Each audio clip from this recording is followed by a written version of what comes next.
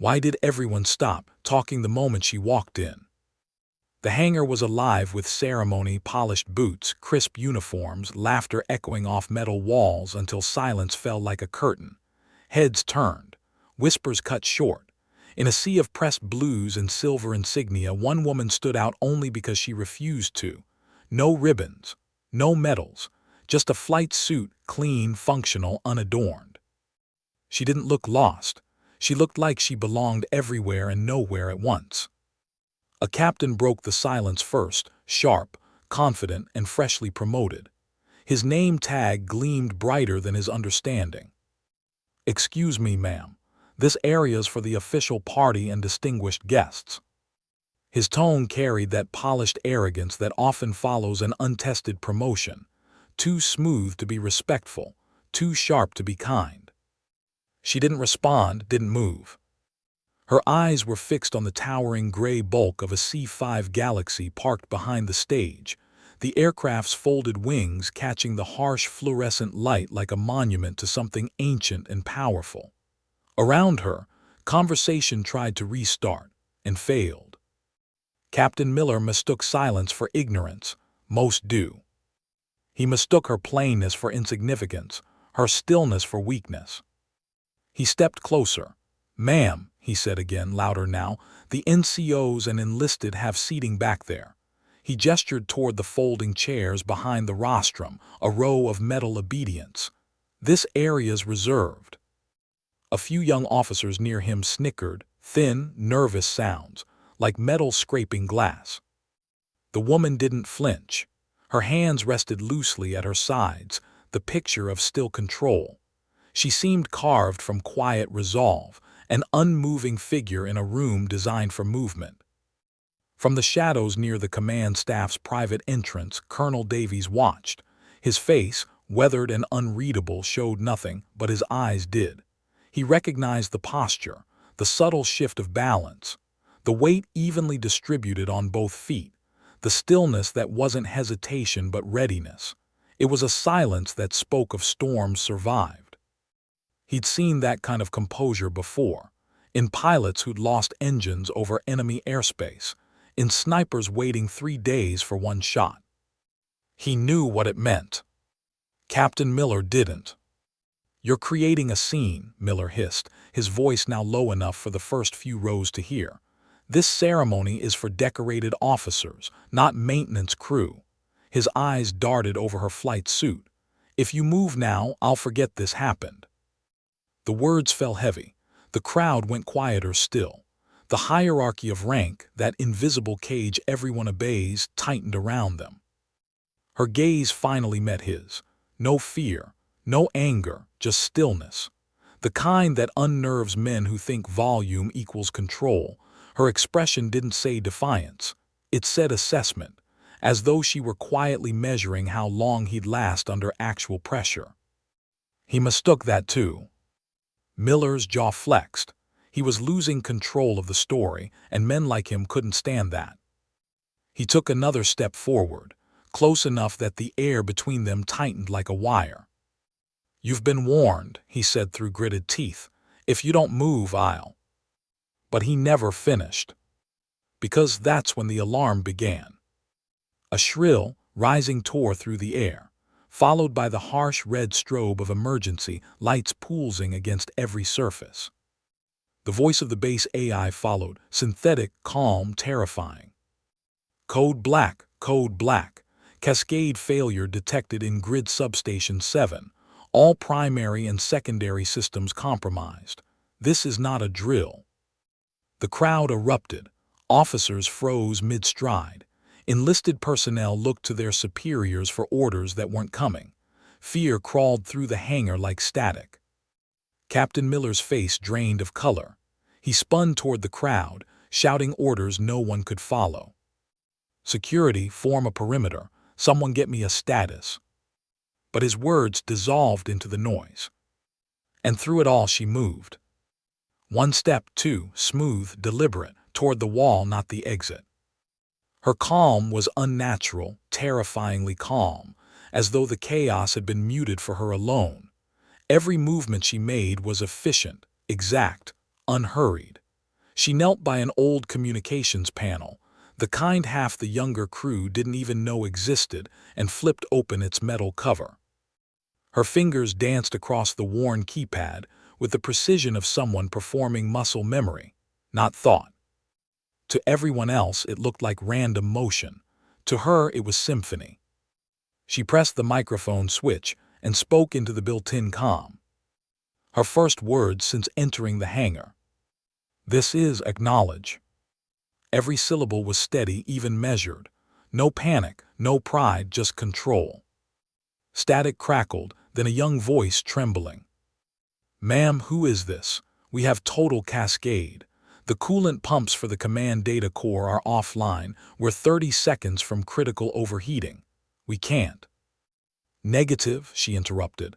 "Do not bypass the governors. You'll fry the entire grid." Her tone was ice and iron. "Cycle tertiary flow regulators on my mark. Use on-block clip sequencing.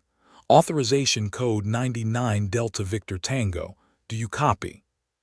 There was a pause, disbelief bleeding through the static. "Ma'am, that protocol hasn't been used in 20 years. We don't even have the schematics." "You don't need them," she said. "I am the schematics." Her hand toggled a single, unmarked switch. A beat of silence. Then a deep, resonant hum filled the hangar, the sound of life returning to steel. The red lights flickered out, the alarm cut off mid-howl. Fluorescence buzzed softly back to life. The entire hangar exhaled. Colonel Davies stepped forward. Captain Miller stood frozen, his hand still halfway raised from moments ago, the hand he'd meant to use to move her. The same hand that now trembled, useless. Everyone stared at the woman by the wall, closing the panel as if she'd merely adjusted a setting on a household appliance. And that's when the colonel's voice cut through the stunned silence. "Captain Miller." Quiet, controlled, every syllable precise. "You've been a guest at your own ceremony for 10 minutes. In that time, you've humiliated a fellow service member and proven you can't recognize competence when it saves your life." Miller tried to speak. "Sir, I didn't know who she." "She wasn't out of place, Captain," Davies said, cutting him off. "You were." He turned, facing the woman now, his tone shifting from reprimand to reverence. "Chief Warrant Officer 5, he said. "Forgive the interruption. I trust your diagnostics are complete." "System stable, Colonel," she replied simply. "Root cause, harmonic dampener failure in substation 7. Replacement scheduled." The crowd absorbed every word. The simplicity was staggering. Her calm wasn't performance, it was fact. The colonel turned back to Miller. "You wanted to know who she was," he said. "Now you do." He let the silence stretch before continuing. "There are fewer than 50 active CW5s in this branch. They're technical experts of the highest order strategic assets. Chief is the architect of the Aegis Command Network. Every encryption key, targeting matrix, and flight navigation system we rely on, she built them. From the ground up." Miller's mouth fell open. The audience shifted, awe breaking through the embarrassment. "When this base was built," Davies went on, "she designed its grid, including the manual override you just saw her use. That on-block clip sequence was a code only 3 people on Earth ever knew. The other 2 are retired." He faced the crowd, his voice rising, not with anger but with conviction.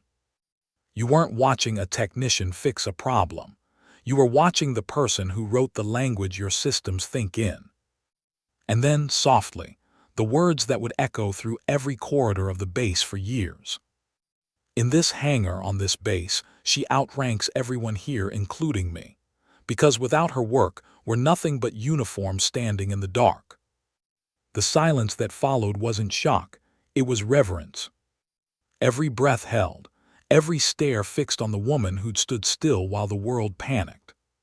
She didn't bow, didn't smile. She simply stepped back, her eyes drifting once more toward the aircraft as if nothing had happened. The ceremony resumed, but no one remembered it. What they remembered was the stillness that had anchored them all. Why did silence hurt more than shouting? The ceremony ended hours ago, but its echoes lingered in every corridor of the base.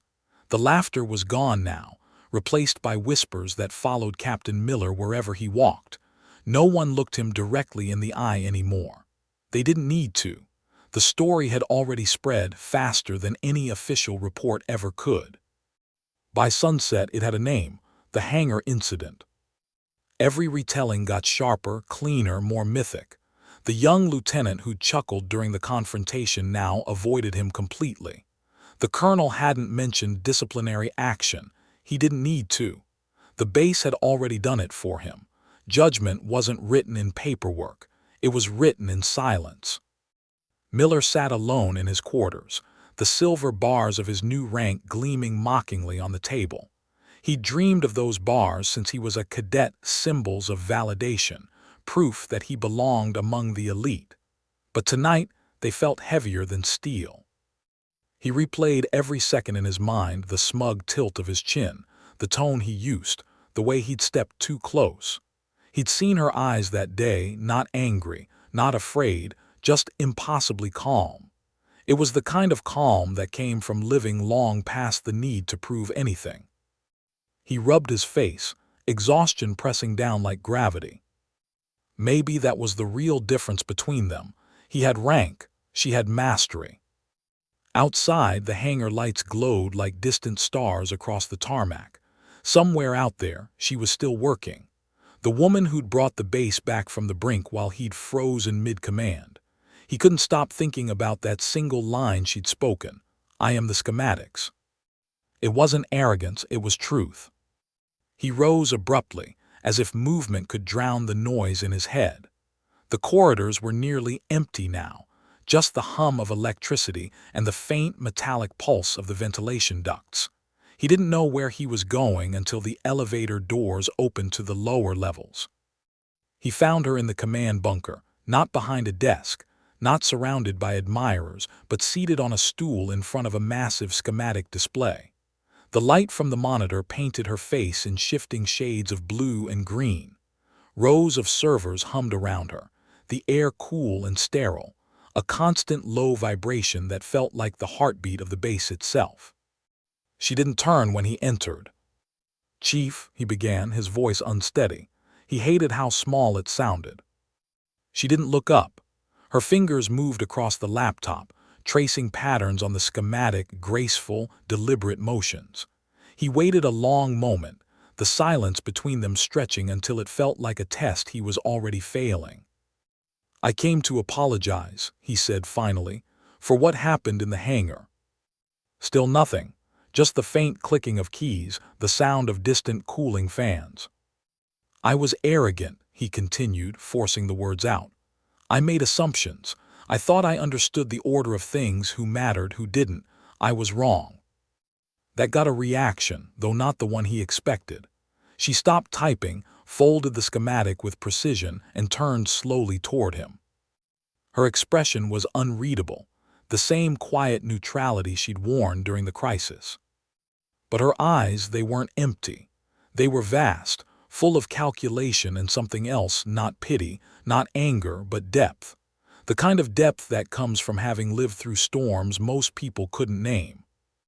"Your apology is noted," she said simply. Her voice was calm, measured. "Assumptions are recursive errors in poorly written code. They lead to system instability. You've identified a flaw. The next step is to debug." He blinked, unsure if she was being literal or metaphorical. Maybe both. Before he could respond, she turned back to her work, conversation over. The dismissal was polite, professional, absolute. Miller stood there for a long moment, the weight of humility pressing down on him harder than any reprimand ever could. He wasn't being punished. He was being taught quietly, efficiently, without emotion. To her, this wasn't personal. It was maintenance. He took a breath, the cold air filling his lungs. "How long have you been doing this?" he asked softly, almost to himself. Her fingers paused. 30 years, she said. long enough to see systems fail for the same human reasons: pride, haste, assumption. Were you always this calm? Her eyes flicked toward him for a moment. Calm is a decision, she said. You make it once, and then you live with it. The room filled again with the hum of servers, that low, endless vibration of hidden work. Miller realized then that this was her battlefield, not a cockpit or a command center. Here, surrounded by humming machines and glowing schematics, she fought chaos every day, quietly, precisely, without recognition. I don't expect forgiveness, he said finally. I'm not withholding it, she replied. I just don't deal in it. Forgiveness is emotional, systems aren't. They either work or they don't. He nodded slowly, unsure if that was comfort or condemnation. When he turned to leave, she added one last thing, so soft he almost missed it. Captain, she said. He stopped. Next time someone stands silent in front of you, she said, consider that they may be thinking faster than you're speaking. He left the room without another word. Outside, the corridor lights flickered as backup systems cycled. Somewhere above them, the world continued patrols, refueling, orders.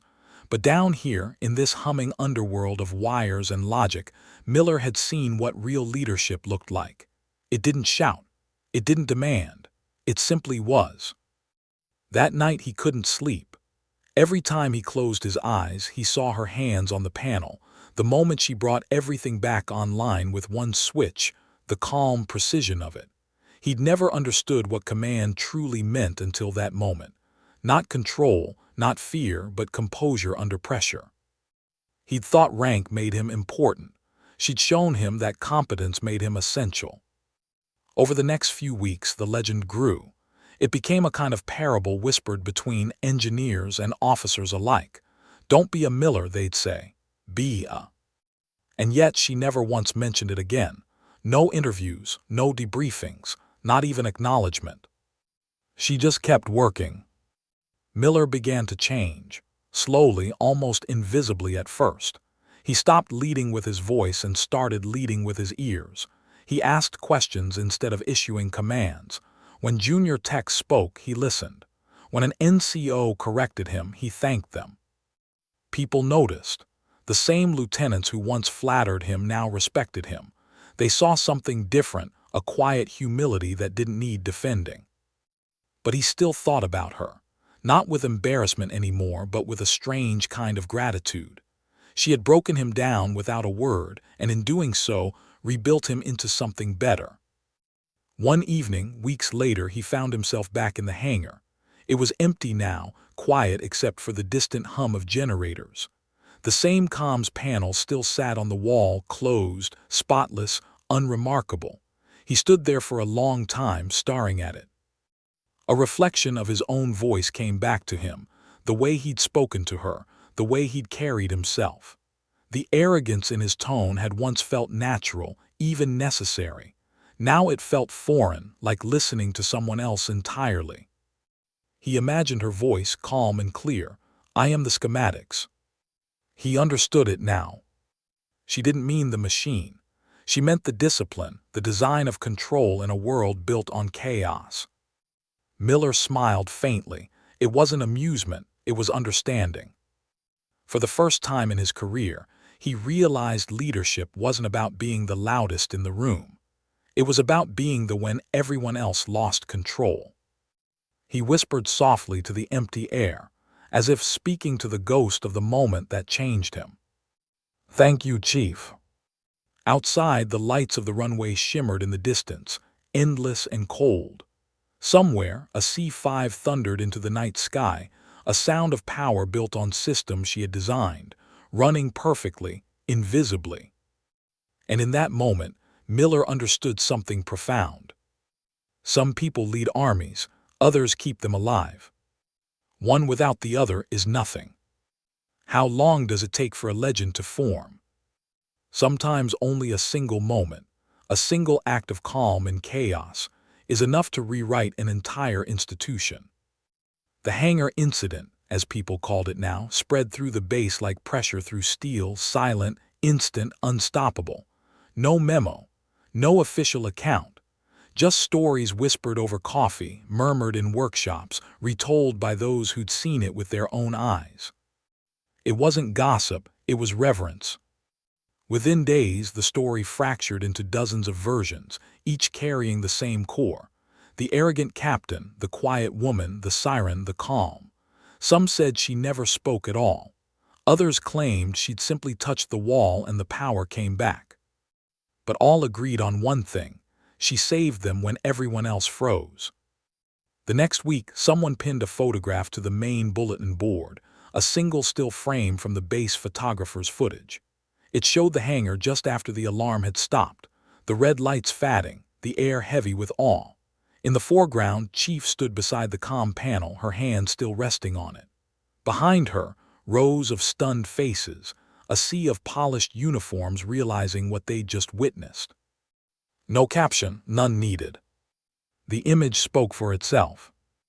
At first, no one said who put it there, but no one dared take it down either. It became a kind of shrine not to heroism but to competence.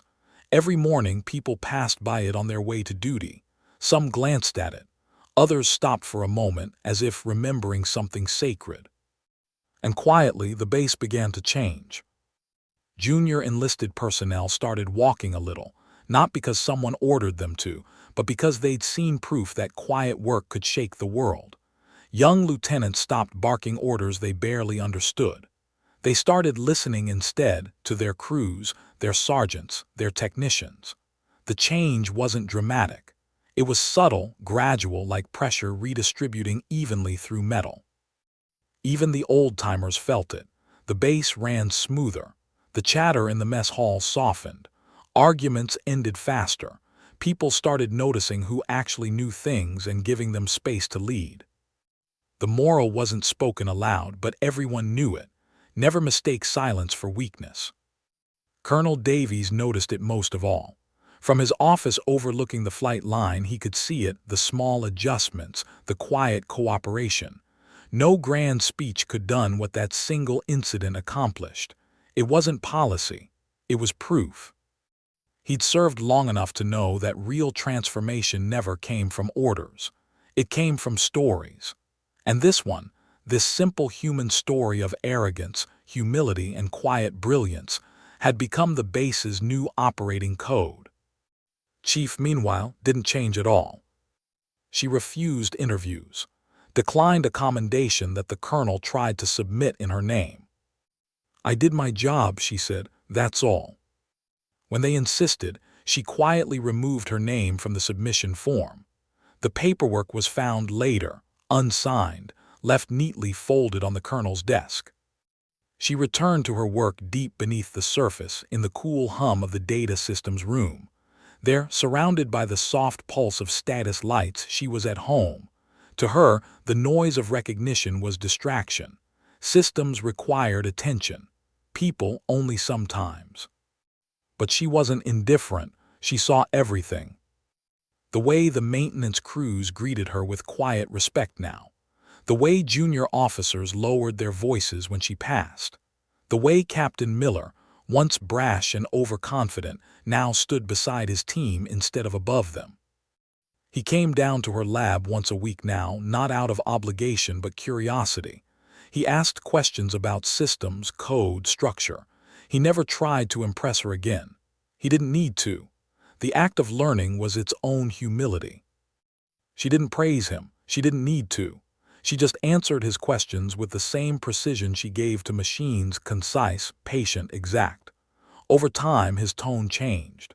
His questions grew sharper, less about control, more about understanding. That's how she taught silently, efficiently, by proximity.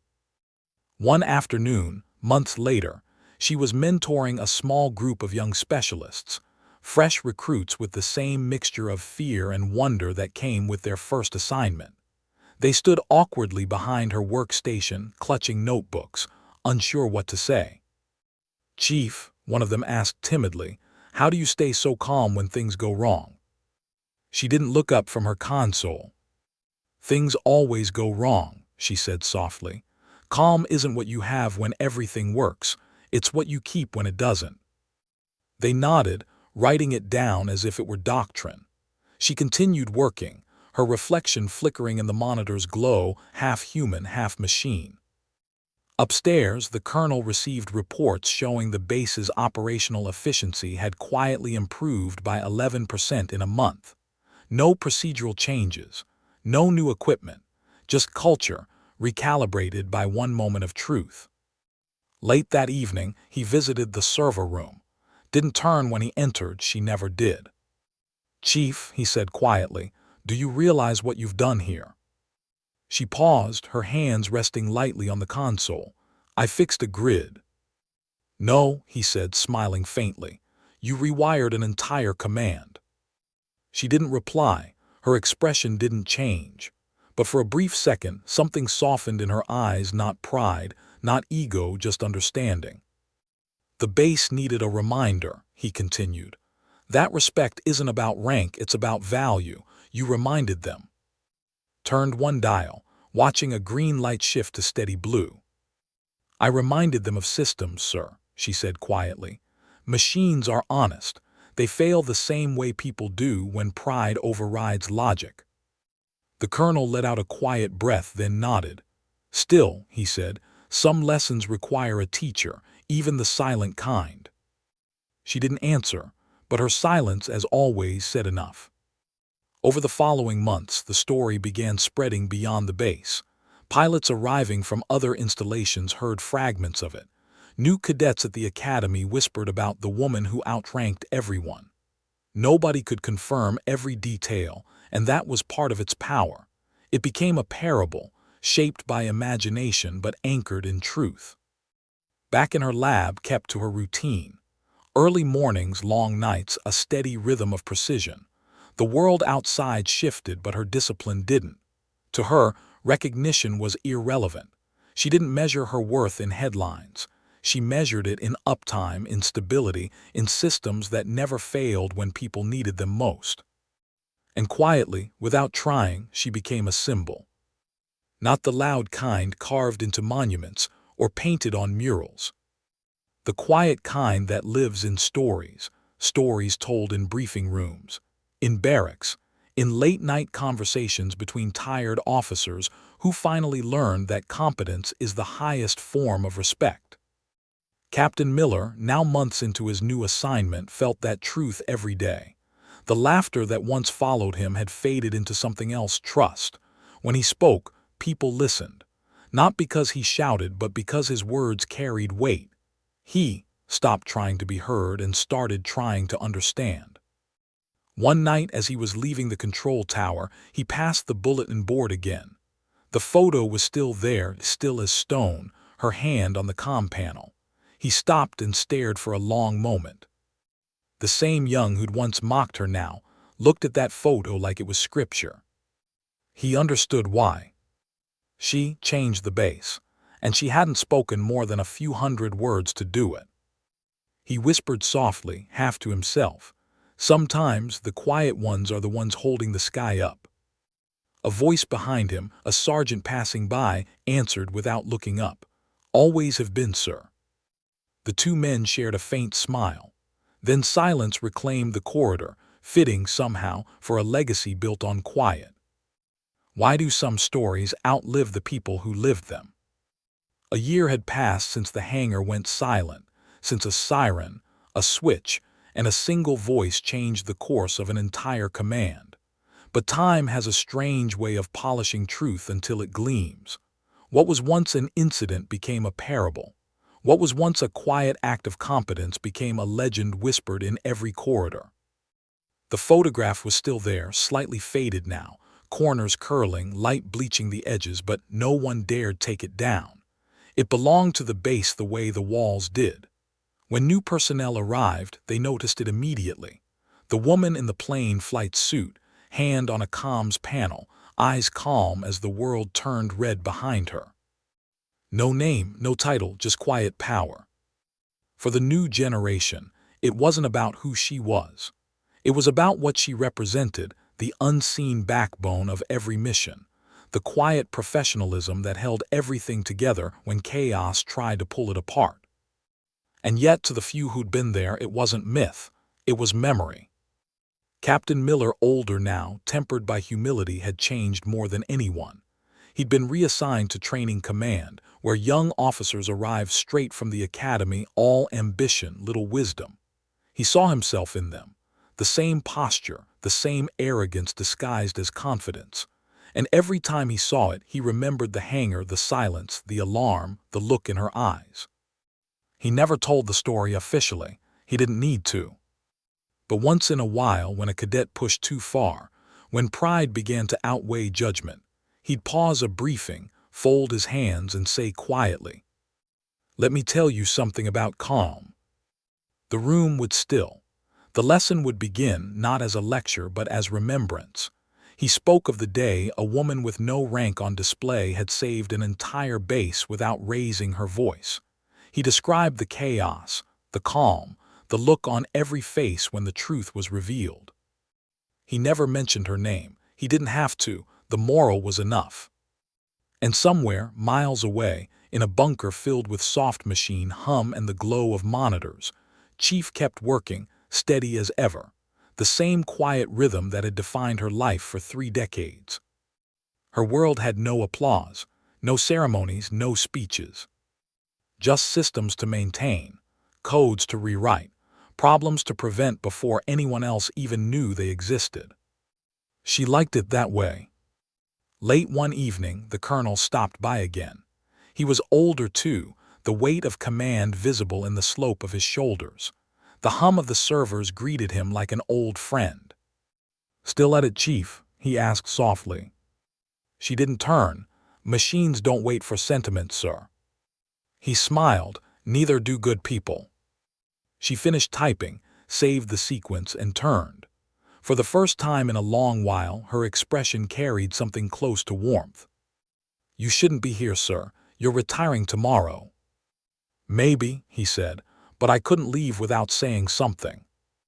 He stepped closer, lowering his voice. "You changed this place. You changed how they think, how they lead.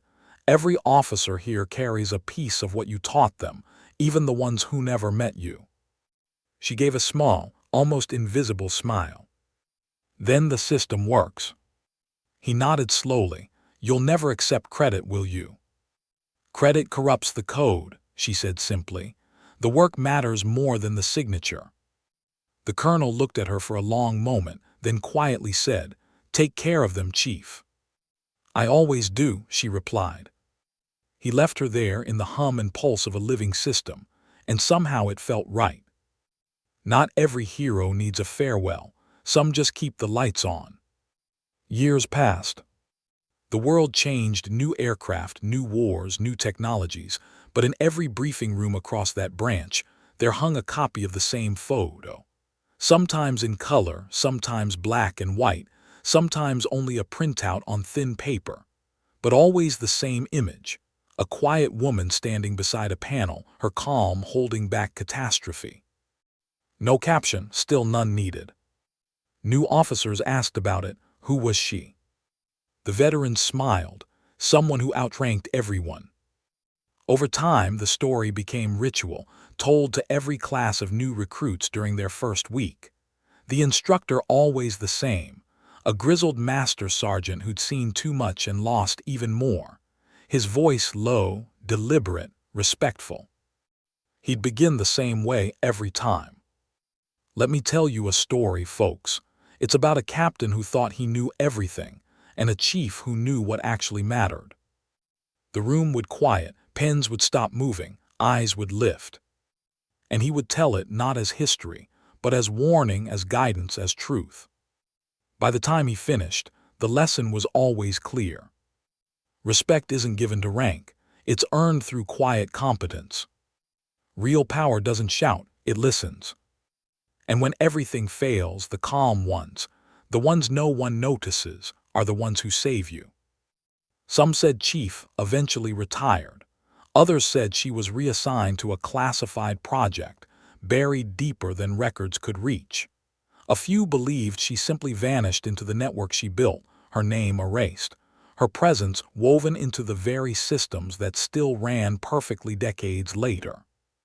No one knew for sure. But somehow, everything she touched still worked. And maybe that was the truest proof of all. One rainy morning years later, a young lieutenant stood alone in front of the old bulletin board. The photo was yellowed now, corners torn. He just arrived at the base, fresh uniform, fresh ambition, the kind that hasn't yet been tested. He looked at the image and frowned. "Who's that?" he asked the older sergeant standing nearby. "Civilian, technician." The sergeant chuckled softly, a sound filled with memory. "No, son," he said, "that's Chief. She saved this place before you were born." The lieutenant looked closer. "How?" The sergeant took a sip of his coffee, eyes still on the picture. "By staying calm when everyone else lost their minds. By knowing exactly what to do and not needing anyone to notice." He let the silence sit for a while, then added quietly, "She taught us something we still try to remember. That leadership isn't noise, it's presence." The young officer didn't answer, but something shifted in his posture, a small correction, almost invisible. The kind of correction that lasts a lifetime. That night when the base lights dimmed and the corridors emptied, the photograph caught the glow of the emergency lights, red, steady, alive. For a heartbeat, it looked almost real, like she was still there, hand resting lightly on the panel, ready to steady the system one more time. Maybe she was. Maybe her legacy wasn't in a name or a file or a ceremony. Maybe it was in the simple act of staying, composed when the world trembled. Maybe it was in every quiet professional who chose precision over panic, discipline over noise. Because somewhere in every room, in every command, there will always be someone like her, unseen, uncelebrated, holding the line not with words but with quiet certainty. And if you listen closely, when the world starts to shake, you might hear her echo. Not a command, not a cry, just calm. And maybe that's enough. Because sometimes dignity doesn't speak.